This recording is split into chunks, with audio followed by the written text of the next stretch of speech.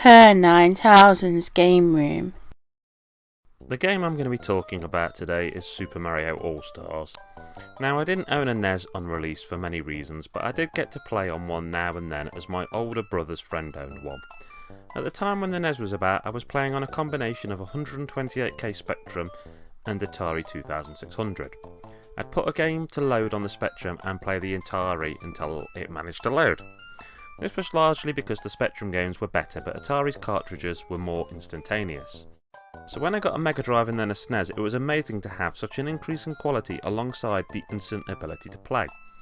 I'd played the NES Mario games, but I'd never owned them. So when Super Mario All-Stars was announced, it was an excellent chance to get 4 games in one go on one cartridge. I did later get myself a NES and began collecting carts, but that's another story. At the time, I'd played Super Mario Bros. And Super Mario Bros. 3, but I had, as far as I can remember, never played Mario 2. On top of that, there was Super Mario Bros. The Lost Levels, which hadn't been released in this country before. Amongst my friends, that was part of the package which attracted the most hype. The release of a never-before released in the UK Mario game, a game which was supposed to be so hard it had been deemed beyond our abilities. By this point, we'd all beat the living heck out of Super Mario World, the SNES launch title, but we couldn't get enough of it, so we all tried to be the first one to unlock every level, the person to have the quickest time in a certain level. We'd all find every way possible in which to push ourselves and to challenge our friends. So even before this game came out, we were all positively itching to get our hands on this cart, to prove our skills, to be the first one to conquer it. I find it amusing that one of the key things that made us want this collection was the very reason we never got Lost Worlds in the first place, its brutal difficulty. Now, everybody will have heard this story before, basically from the days of the birth of the internet. But Super Mario Bros. 2, at least the Super Mario Bros. 2 we got in the UK, was a retrofitted version of a Japanese Famicom NES game called Doki Doki Panic. Now, like I said, I don't want to harp on about this too much because this is something people go on and on about, but back when I played it, it simply was Mario 2. But it was the strange cousin of the series. It was a little bit different from the others, whereas the Japanese Mario 2 was very much just more levels of Mario 1. Now, if I was to try and review the Lost Levels on its own, that would be quite a hard thing to do, because it is at a point challenging to a brutal level, to a level where it's almost at times no longer fun. If it had been released now, I think it would have been called the Dark Souls of the Mario universe. Also, by modern standards, like I've said, this game is almost more of a level pack piece of DLC than a new game. Even taking it on its own basis and reviewing it as a game for when it came out, I think I'd end up giving it a 7 out of 10, saying if you love a challenge, add a few points to the score and run and grab a copy. If you hate hard games, knock a few off and run away. As it stands though, as a piece of a bigger whole, I think it's simply amazing. You can start on the original Super Mario Bros. That most people know and love, and you can enjoy that, grit your teeth on it, and then if you feel that your skills have gotten so good you could beat anything, then you have the Lost Levels to get stuck into after. Although Super Mario Bros. Wasn't the first Mario Brothers game, it was the first one which held the basics we now consider to be a staple of the Mario series. Scrolling levels, mushrooms, fire flowers, jumping on top of enemies to kill them, and jumping onto the flagpoles at the end of levels. The music in the game is unforgettable. The main theme is one of those songs which lives in the collective consciousness of most gamers around my age. It was and still is a fabulous achievement as a game. Some old games I pick up nowadays and they have not aged well. And while this title might look a little rough around the edges, it still plays like an absolute champion. Everything else falls by the wayside and it just flies on its pure playability. Everything you learn in the original Super Mario's game will see you through most Mario-based games. The two games together, Super Mario Bros. And the Lost Levels, make the perfect 1-2 punch combo, and that's before you remember that this only accounts for half of the games on this cartridge. I think more or less everyone had played on Super Mario Bros. 3 on a NES, and have been amazed. I remember being shocked at what Nintendo managed to get out of the NES with this game. In fact, ever since the release of Mario World, the debate had raged which was better, Mario 3 or Mario World. A port of Mario Bros. 3 on its own probably would have sold carts to people who'd missed the NES, and had only got on board the great Starship Nintendo with the release of the Super Nintendo, and yet here it was as just a part of a collection of games.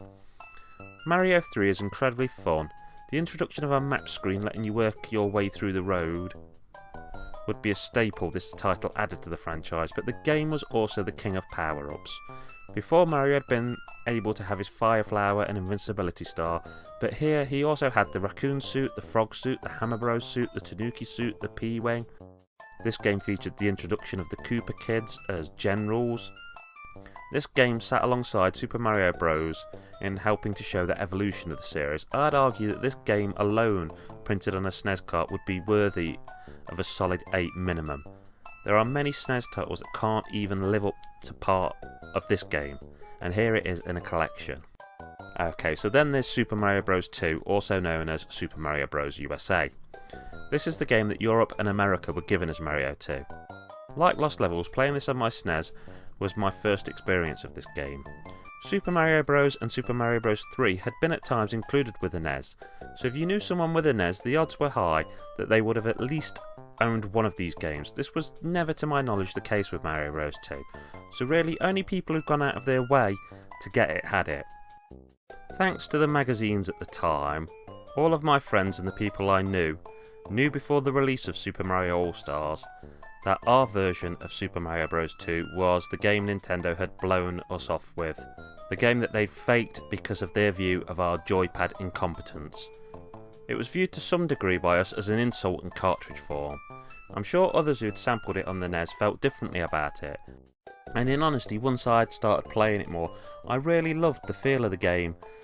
I actually like Super Mario Bros. 2 a lot, and it feels like a change of pace on this cartridge. It offers something which, although still quintessentially Mario, is slightly different to the other 3 games here. So although I might have started very much with an attitude of, well, I've paid for it and it's on this cartridge so I might as well try it, I actually ended up really loving this game. It had so much cool stuff going for it, the choice of 4 different characters who all felt different, and the fact, like I said, that it's the only game in the collection which doesn't feel exactly the same. This really did make it a breath of fresh air. It was cool to have different enemies who were not in the other games, and to have a boss who was not Bowser. Yeah, it feels a bit weird how you don't kill things by jumping on their heads, and all of the vegetable throwing and that sort of Arabian feel to it is weird. But I find all of these things eventually become strengths. It's the kooky fun cousin to the regular Mario games. In some ways it might feel less polished and refined than Mario 3, but it has its own style and sense of fun. I think if I'd been a NES owner and I could have picked my own Mario Bros. 2 between this and the Lost Levels, then this would have been the one that I would have picked. Placed together, these 4 games make one of the most awesome SNES cartridges you can find. Super Mario Bros. 1 and 3 provided some of the most playable platformers known to mankind, games which have aged like fine wine. Lost Levels provided a huge challenge which will either drive you to madness or let the most die-hard of players test their skills, and Super Mario Bros. 2 is the quirky, fun, different game which you can play when you fancy a change. I cannot recommend this cart highly enough. I'd give it a perfect 10 out of 10. I cannot see how you could really do better than this. If you wanted to get this game online, then you'd be looking at around £15 for a loose cart, which I feel is a very good price. I've seen box copies go for around £40, if you like to have your games like that. It's also important to mention that it was released for the Wii, which you can find boxed for around £15-20 sometimes if you're lucky. And whatever you play this on, it's a brilliant collection. There was also a SNES cartridge which had Super Mario All-Stars and Super Mario World on together, which, wow, 5 Mario games on one cart. That's just the stuff dreams are made of. So if you can get that cart cheap, yeah, get that. Okay, it's Kerr9000 signing off saying keep on gaming.